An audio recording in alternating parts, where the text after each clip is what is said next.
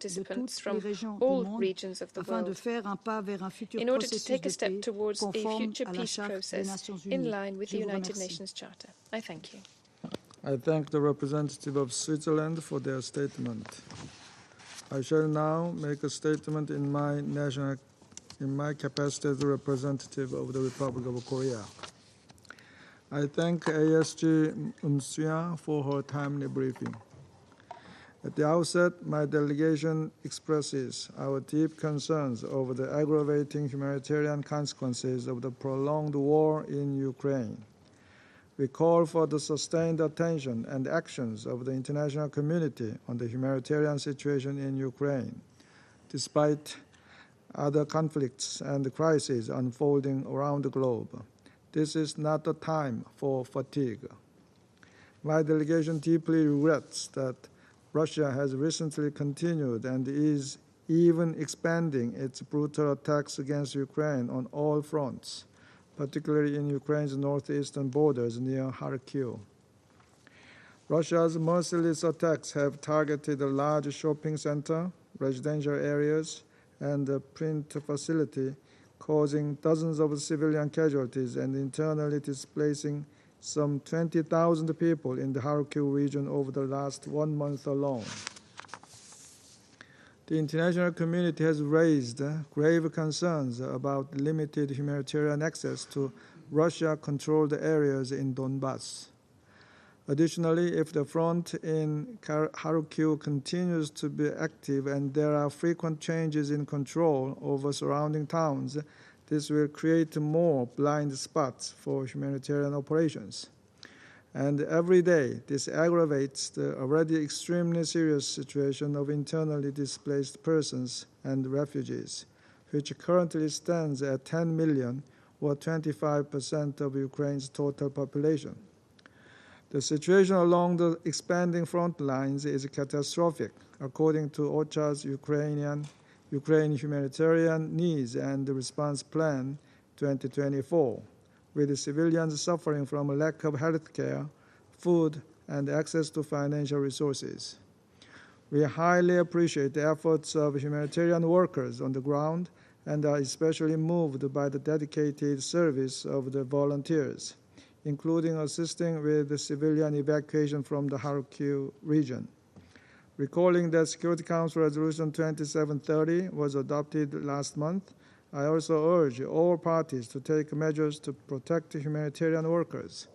Yesterday's annual memorial service hosted by the Secretary General highlighted how much danger UN personnel and humanitarian workers on the ground are exposed to. We reiterate our condemnation of Russia's ongoing indiscriminate attacks against civilian objects across Ukraine in violation of international humanitarian law. We are also deeply concerned that Russia's coordinated strikes against energy infrastructure threaten to cripple Ukraine's basic functions and worsen the country's already dire humanitarian situation. Against this worrying backdrop, leaders from various parts of the world will gather next week in Italy and Switzerland to discuss the Ukraine situation. Particularly the Summit on Peace in Ukraine, held in Bruggenstock, will provide us with a valuable opportunity to advance a path to ending this war and establishing a lasting peace. Lastly, we commend the recent exchange of the prisoners of war and the return of Ukrainian children from Russia, mediated by UAE and Qatar, respectively, with sincere hopes that these kinds of efforts will persist in the future. The Republic of Korea will continue to support Ukrainian people in the areas of security, humanitarian aid, and reconstruction until they achieve a lasting peace in their lands. Now I resume my function as President of the Council. I understand the representative of the U.S. has asked for the floor to make a further statement. I give him the floor. Thank you, Mr. President. I apologize for taking the floor again, but I need to respond to some remarks that were made by the representative of the Russian Federation. Russia has, for the last 8 months, used and hidden behind the tragic situation in Gaza to make its highly disingenuous claims of concern for the plight of Palestinians in Gaza and damage to civilian infrastructure, while continuing to massacre civilians in Ukraine and to destroy its civilian infrastructure. Let me just be very clear. The United States will not let the Russian Federation continue this hypocrisy in the Council without a response. Let me simply say, Mr. President, that Russia can continue to run from its crimes in Ukraine, but it cannot hide. The Russian Federation will be held to account for its crimes in Ukraine. Let there be no doubt about that. Thank you. I thank the representative of the U.S. for their statement. I now give the floor to the Russian Federation. Благодарю за предоставленное мне вновь слово и хотела бы ответить представителю США, что да, у нас нет возможности вводить санкции или угрожать санкциями международным чиновникам в случае, если они пытаются обвинить нас в чем-то, но в этом замечены Соединенные Штаты Америки, когда кто-то пытается разобраться в их военных преступлениях, они пускают в ход любые угрозы и санкции. Trot out any threats and sanctions. Thank you. I thank the representative of the Russian Federation for their statement. I now give the floor to the representative of Ukraine. Thank you, Mr. President. Distinguished members of the Security Council, Assistant Secretary Suya, I also recognize here the dictator's envoy in the permanent seat of the Soviet Union. Listening to her less toxic as usual statement was still quite an unsanitary exercise. We have already drawn the Council's attention to the fact that failure to subordinate Ukraine in a short, victorious war has prompted Russia to retaliate with the strategy of annihilation. What we register now is Russia's deliberate attempt to fully destroy those Ukrainian territories that are within the reach of Russian artillery and guided aerial bombs. Among many other Ukrainian territories, it is the very case of Kharkiv, Ukraine's second largest city, an important scientific, economic, and industrial center. 10 years ago, Russia tried to enact in Kharkiv a scenario proclaiming a so-called People's Republic, similar to those Russia used in the Ukrainian cities of Donetsk and Lugansk. To this end, buses with Russian so-called tourists arrived en masse in Kharkiv from the neighboring Russian region of Belgorod. Assigned the role of local protesters, they were supposed to serve as a driving force for dismembering Kharkiv from the rest of Ukraine. These attempts were repelled by both the Ukrainian authorities and local residents, and the conflict that Russia was able to incite in Donbass was prevented in Kharkiv. Apparently, this has triggered a deep grudge towards the city and its residents in both the Russian leadership and propagandists. At the Security Council meeting on April the 11th, we cited from their publicly proclaimed plans to, I quote, wipe Kharkiv off the face of the earth, end of quote. Now Russia attempts to translate these calls into action. Its close proximity to the border, just 30 kilometers, exposes the city not only to long-range missile and drone strikes, but to guided aerial bombs as well as ballistic S-300 missiles, Iskander missiles, and their North Korean analog KN-23 supplied to Russia by Pyongyang. In just the past 3 weeks, Kharkiv has endured 3 major terrorist attacks by Russia. On May the 23rd, Russian troops hit Kharkiv and the nearby town of Lubotin with a barrage of at least 15 simultaneous S-300 missiles. As usual, the strike targeted civilian facilities, including one of the largest printing plants in Europe, Factor Druk. There were no military facilities inside or nearby the printing plant.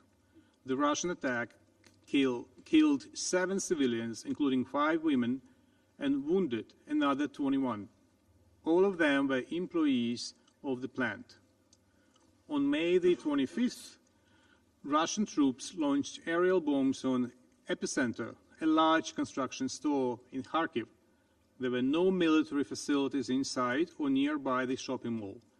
This attack killed 19 civilians, including a 12-year-old girl and a 17-year-old boy, and wounded another 54. The construction store was not the only target for the Russian terrorists that day. as he also hit with a S-300 missile a densely populated area in the city center. The explosion wounded 18 people, including a 14-year-old boy. On May the 31st, Russia launched an attack on Kharkiv with 5 missiles, one of which hit a multi-store residential building. This time, 9 people were killed and 26 others injured, including an 11-year-old boy and a 12-year-old girl.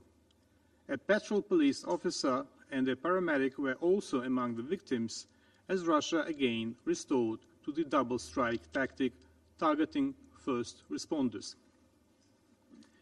In May, Russian forces carried out 76 airstrikes against Kharkiv, 3 times more than in April.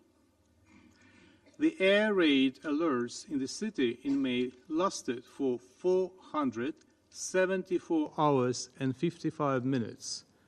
That is 15 hours per day. Just imagine, 15 hours out of 24, every day and every night. That is what Russia is doing to Kharkiv.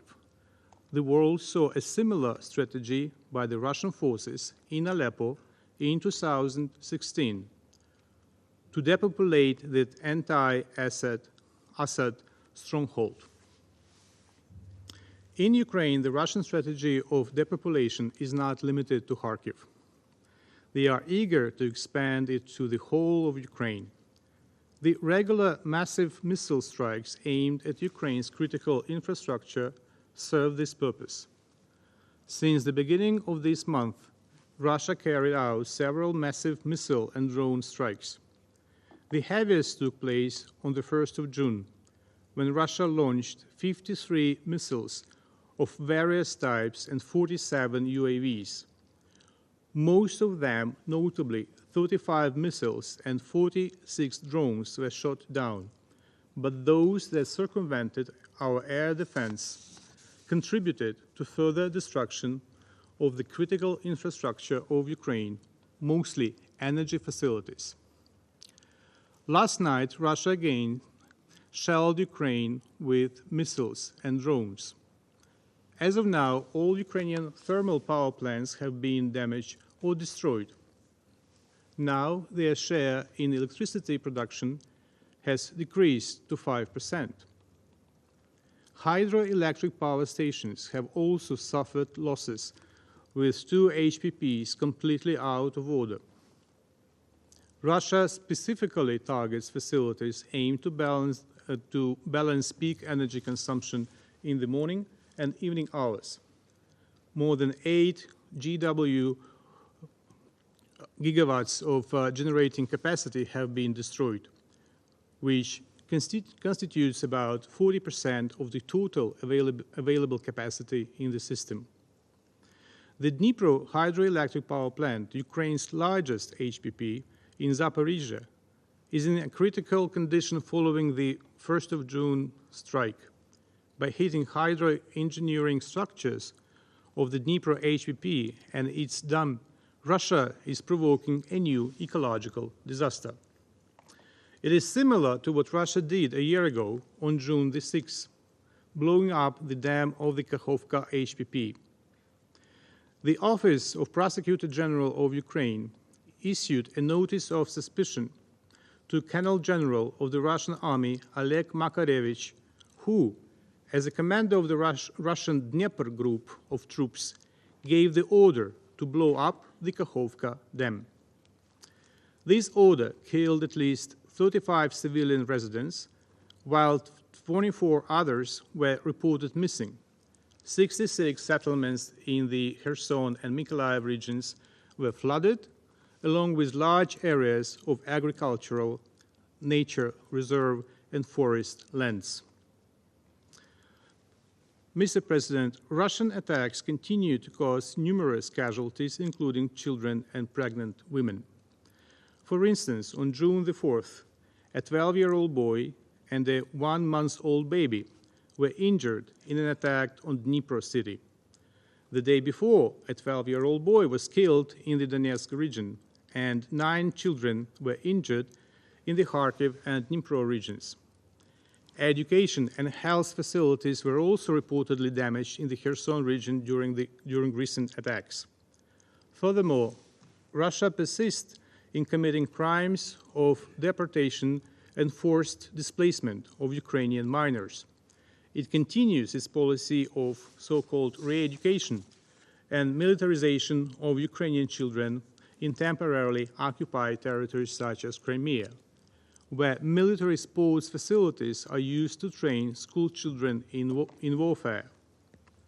This is a blatant violation of international humanitarian law and a grave violation according to the CAAC mandate regarding the recruitment and use of children in armed conflict, which requires particular attention. All these actions further demonstrate Russia's ongoing blatant disregard for international humanitarian law and human rights law. They confirm that Russia has not implemented any measures to cease its crimes against Ukrainian children. Therefore, it is imperative that the Russian armed forces and their affiliated armed groups remain on the list of the Secretary General's annual report on children and armed conflict. Mr. President, Russia kills Ukrainians as it simply wants to wipe Ukrainian statehood and the Ukrainian nation off the face of the earth. So is it right to call such desire a Ukrainian crisis? Ukraine, its people, its environment, and infrastructure suffer the most from this war of aggression as a result of the Russian crisis. Nevertheless, for more than 2 years, we keep hearing in this chamber, and at least 7 times in just one statement today, Ukrainian crisis, Ukrainian crisis, instead of referring to international armed conflict. Assistant Secretary General Ms. Msuya has called on us this morning to respect international humanitarian law.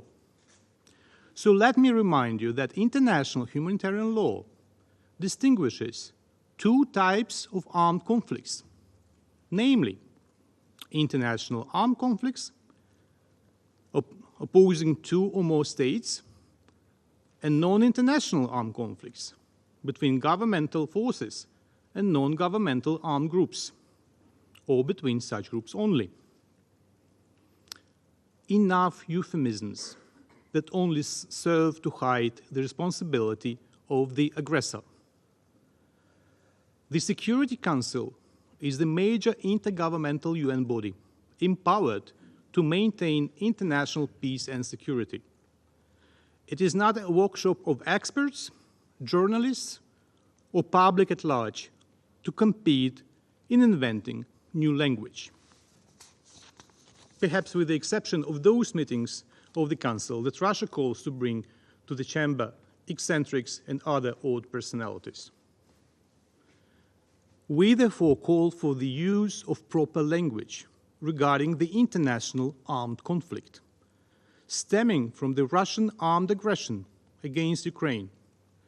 This aggression has emerged as the territory known as the Russian Federation suffers from a perpetual crisis of democracy, crisis of the rule of law, crisis of respect for its own citizens and other states, first of all, neighbors.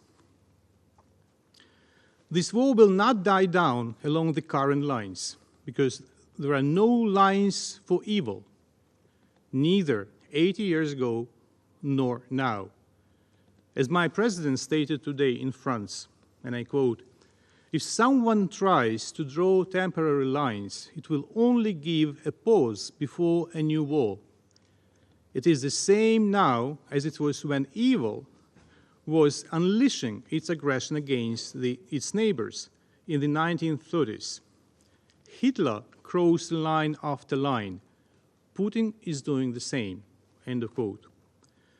Therefore, if you wish to address to what is going on in Russia and what is planning by Russia, you can refer to the Russian crisis and take the necessary steps to address many imminent threats and challenges that this Russian crisis poses to the world.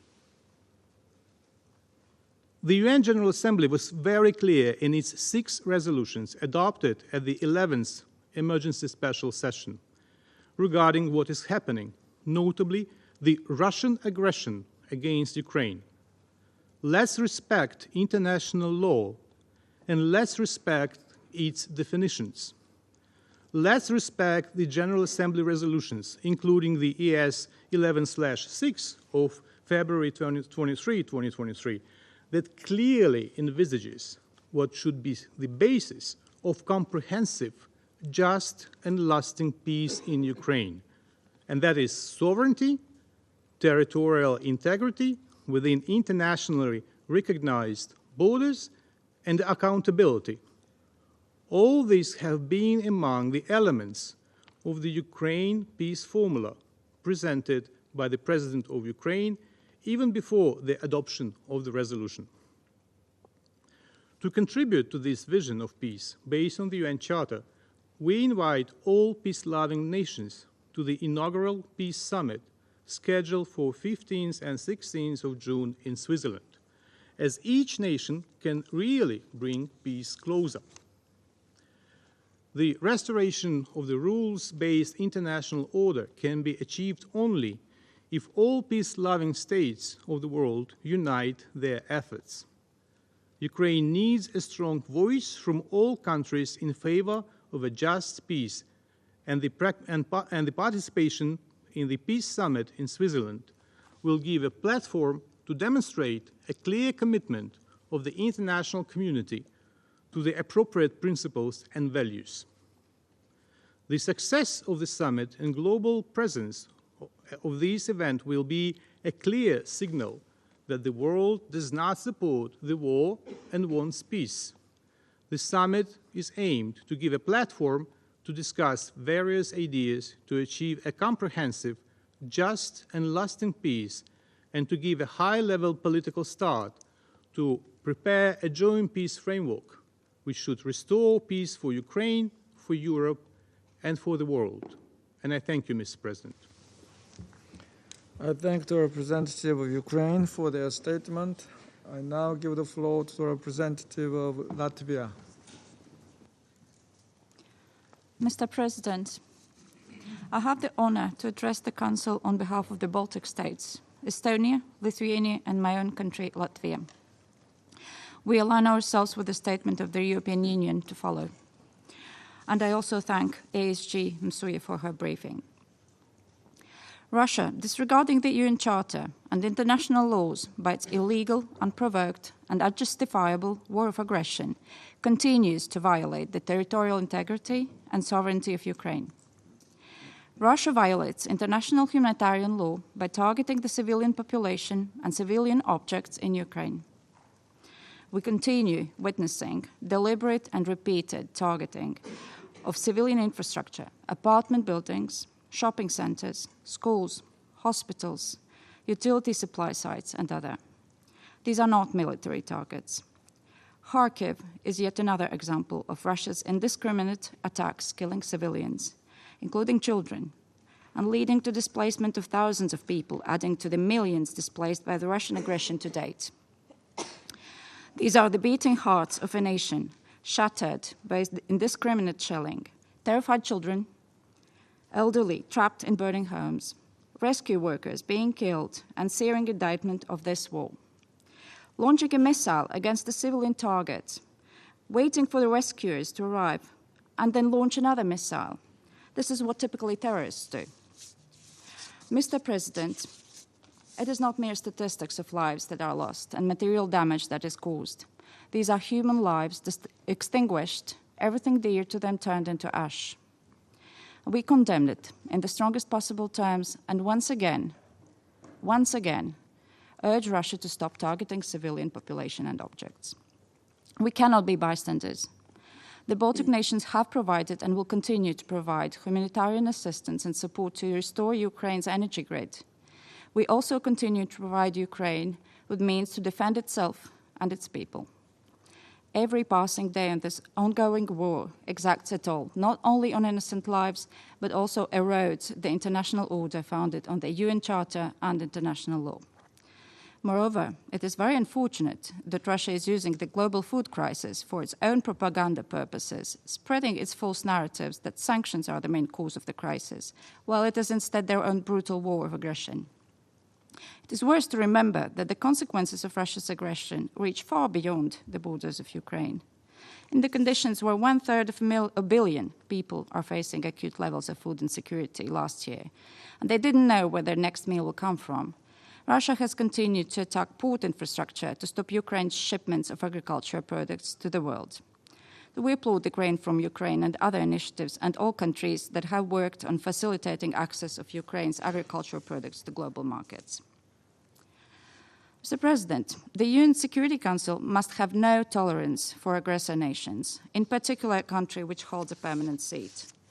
This status comes with a solemn duty to safeguard global peace and security. The Council members are mandated to prevent conflicts, not to ignite them. The Baltic states strongly condemn the blatant violation of the UN Charter, international law, including international humanitarian law. Russia's full-scale war of aggression against Ukraine is carried out with the complicity of Belarus, military support from Iran and DPRK, and we all must uphold the principles upon which this organization was founded. And we keep calling upon the aggressor to immediately, completely, and unconditionally withdraw all of its troops and military equipment from the territory of Ukraine within its internationally recognized borders.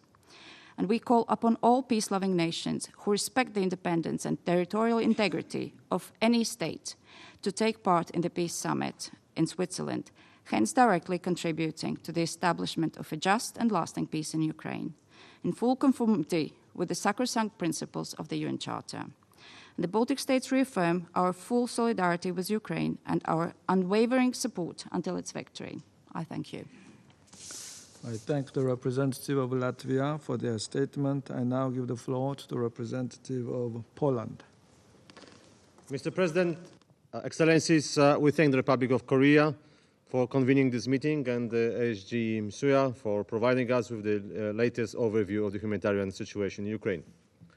Mr. President, it is extremely worrisome that after 25 years since the Security Council adopted its first ever resolution on the protection of civilians in the armed conflicts, and 75 years since after the 1949 Geneva Conventions, civilians caught in conflict situations are still the target and often deliberate attacks in clear disregard of the state's obligation under the international humanitarian law. People in Ukraine have been facing the dramatic consequences of the Russian aggression for 833 days now. It does mean 833 days living in a constant fear of shelling and indiscriminate attacks, limited or no access to basic services such as food, protection and education, as well as widespread displacement and violence, including sexual and gender-based violence. Millions of people remain displaced at home and abroad, with no end in sight to war. Last week's proved especially disastrous, with Russia's deliberate targeting the energy infrastructure, resulting with the nationwide power outages. Russian attack on Kharkiv region meant the new wave of internally displaced persons forced to leave their homes. The number of attacks on the city itself, destroying critical infrastructure, major industrial and commercial facilities, residential buildings, offices and city infrastructure, aimed at terrorizing civilian population and forcing the local residents to flee, is outrageous. Mr. President, Poland constantly and consistently condemns Russia's aggression against Ukraine, which is a clear violation of the UN Charter. Its repercussions heavily affect not only regional but also global security.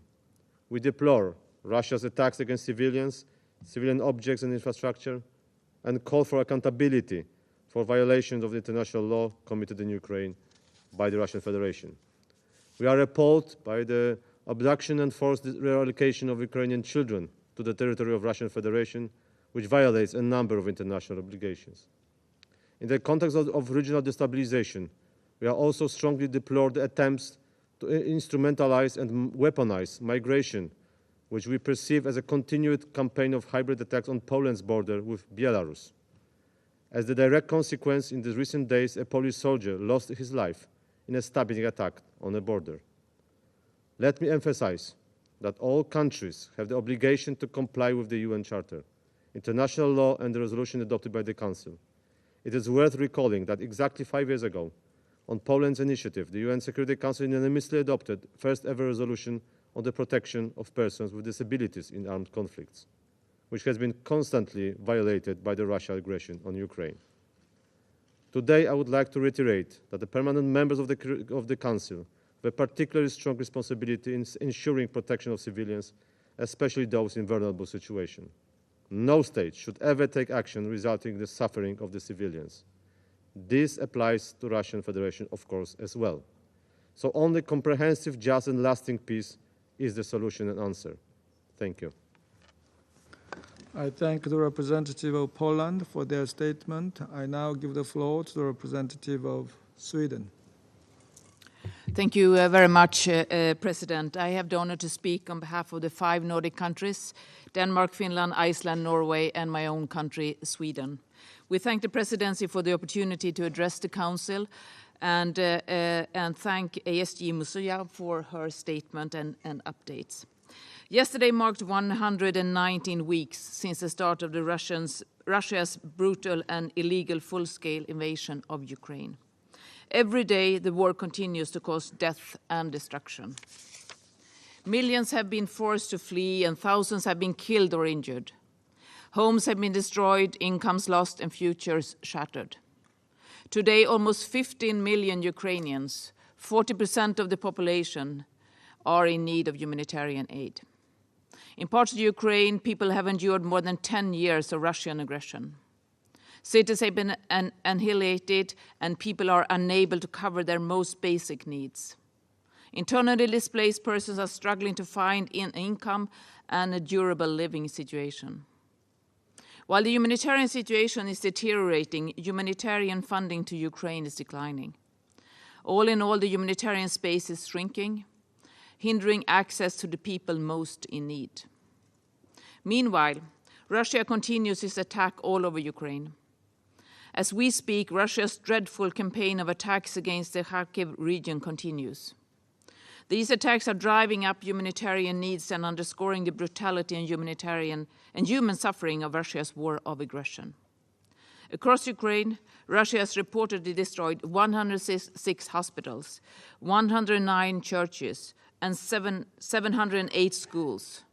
Russia's unacceptable and brutal targeted attacks against civilians and energy infrastructure have caused massive damage.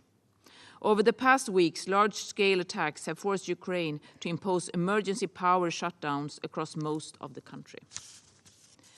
And while winter might seem far away, there are already fears of severe shortages of electricity, heating and water in the coming cold season. We call on Russia to immediately cease its attacks on civilian and civilian infrastructure in accordance with international humanitarian law. The message must be clear. Russia must stop withdraw its forces and pay due compensation for the damage and traumas caused. We, the Nordics, are committed to continue our humanitarian support to Ukraine, and as we assist Ukraine in meeting these challenges, we want to highlight the following. First, locally led humanitarian response is vital to assist war-affected population. Recent weeks in Kharkiv have underlined the central role played by local actors in humanitarian response. International efforts must be complementary to the service delivered by Ukrainian authorities and local organizations. Consequently, we Nordics have stepped up the support for Ukrainian responders through our humanitarian partners. Second, our efforts demand a holistic approach. While reconstruction support can help people rebuild their lives, Russia's attacks continue, and we must carry on providing humanitarian assistance in parallel with reconstruction. And third, it is therefore important that we continue to ensure solid and effective bridges between humanitarian assistance and reconstruction efforts. We, the Nordics, have stepped up support to humanitarian demining, which enables access for humanitarian actors and lays the foundation for recovery and reconstruction. We urgently call for full, safe and unhindered humanitarian access to all areas in Ukraine, including those temporarily occupied by Russia. Lastly, the Summit on Peace in Ukraine, taking place in Switzerland later this month, will address humanitarian issues with a focus on the return of prisoners of war, children and civilians, as well as food security and nuclear security. All Nordic countries will participate at the highest level, signifying our firm support to President Zelensky's peace formula and a path towards a just and lasting peace in accordance with international law. We count on your support. I thank you. I thank the representative of Sweden for their statement. I now give the floor to the representative of Romania. Thank you very much, Mr. President, and I thank ESG Msuya for the briefing. More generally, I want to express our appreciation to UN OCHA and especially to Under-Secretary General Martin Griffiths for his great leadership at the helm of this most valuable UN entity. His role in setting up the Black Sea Grain Initiative was instrumental, and the spirit of that initiative continues as Romania remains committed to facilitate the export of Ukrainian grains using alternative routes. Mr. President, in light of the increasing indiscriminate attacks by Russia on Ukrainian critical infrastructure, we are particularly worried about the recent attacks in Kharkiv that caused more death and destruction. Russia continues to breach the UN Charter and key international principles and norms. Ukraine and Ukrainian energy infrastructure are constantly under attacks. As a direct neighbor to Ukraine, Romania provides consistent bilateral support to mitigate the effects of power outage, which affects schools and health facilities, and the entire population as a whole. My government provides emergency assistance, and we look together with our Ukrainian partners into further assistance that our national energy companies can provide to Ukraine.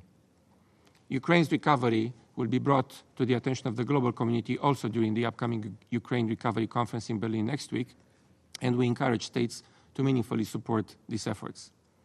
Mr. President, 2 weeks ago, the Council adopted a resolution on the protection of humanitarian personnel in conflict situations in line with the principles of international humanitarian law.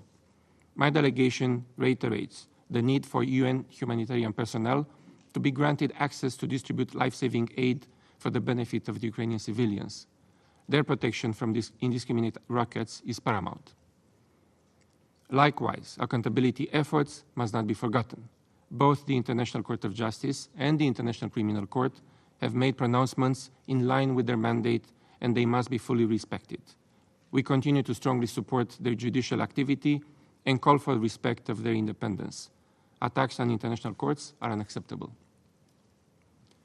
There have been more than 100 meetings on Ukraine in the last 2.5 years since the war of aggression started, meetings of this Council. And yet we will not stop in repeating and reaffirming our unwavering support for Ukraine's independence, sovereignty, and territorial integrity within its internationally recognized borders. These principles are at the core of the UN Charter, and under no circumstances should we cave in to complacency. Thank you very much, Mr. President. I thank the representative of Romania for their statement. I now give the floor to His Excellency Mr. Stavros Lambrinidis, Head of Delegation of the European Union to the United Nations. Thank you, Mr. President. I have the honor to speak on behalf of the European Union and its member states. I would like to thank the ASG for a briefing. We are 2 years and 4 months into Russia's illegal, unprovoked, and unjustified aggression against Ukraine, and yet we're still confronted with the same surreal situation. While preparing for the presidency of the Security Council next month, Russia, a P5 member, is at the same time launching a new offensive with intensive strikes on Kharkiv region, with systematic and brutal bombings of civilians and civilian infrastructure. I would like to stress 3 points. First, Russia must uphold international law like everyone else and cease its attacks on Ukraine's civilian infrastructure now. The past weeks, successive attacks in the Kharkiv region have caused more death and destruction, triggering a new wave of displacement. reporting by the UN Human Rights Monitoring Mission has highlighted the terrifying impact on civilians of Russia's latest escalation. Those that have fled the front line in search of safety are suffering new trauma in Kharkiv. Russia has also intensified attacks on Ukraine's power plants. Such systematic airstrikes against Ukraine's civilian and critical infrastructure violate international humanitarian law and must stop immediately and unconditionally. They disproportionately impact the most vulnerable, leaving millions of households with no power, housing, water, gas, or access to basic services. OCHA's latest report also indicates the effects of Russia's aggression on healthcare and schooling. Just this year, the UN has verified 70 attacks against healthcare facilities and 90 attacks against schools in Ukraine. The WHO reports that as a result of Russia's aggression, over 1.5 million children, I repeat, 1.5 million children in Ukraine are in urgent need of mental health support. Second point, full humanitarian access needs to be ensured. We commend the efforts of OCHA and all humanitarian partners to provide assistance to those in need, which is currently more than 40% of Ukraine's population. The UN has repeatedly highlighted the challenge of reaching civilians in areas currently under temporary Russian occupation. This means an estimated 1.5 million people are being cut off from humanitarian aid. While it wages a war of aggression, Russia shows no concern for the welfare of civilians in the areas it temporarily occupies. In accordance with international humanitarian law, it must facilitate full, safe, rapid, and unimpeded passage of humanitarian relief for all civilians in need. It must also ensure freedom of movement for humanitarian workers. As is the case for all crises around the world, Mr. President, the European Union and its member states will continue to contribute generously to the UN's humanitarian response, also in Ukraine, and we call on all countries to step up their own support. Third point, we reiterate our support for comprehensive, just, and lasting peace in Ukraine based on the UN Charter, not trampling it. To this end, the aggressor must immediately, completely, and unconditionally withdraw all its troops and military equipment from the entire territory of Ukraine. Next week in Switzerland,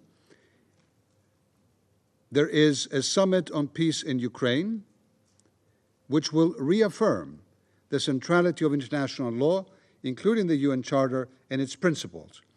We hope that all states will participate. The European Union will be represented at the highest level. President, in closing, Russia and its leadership must be held fully accountable for waging a war of aggression and for other most serious crimes under international law. I reaffirm the EU's unwavering support for Ukraine's independence, sovereignty, and territorial integrity within its international recognized borders. Dear colleagues, it's been 2 years and 4 months of Russia's full-scale aggression, of a P5 member bombing, killing, maiming, destroying, land grabbing, threatening, committing itself and its own soldiers to an effort to wipe a member of this United Nations sovereignty and to destroy it.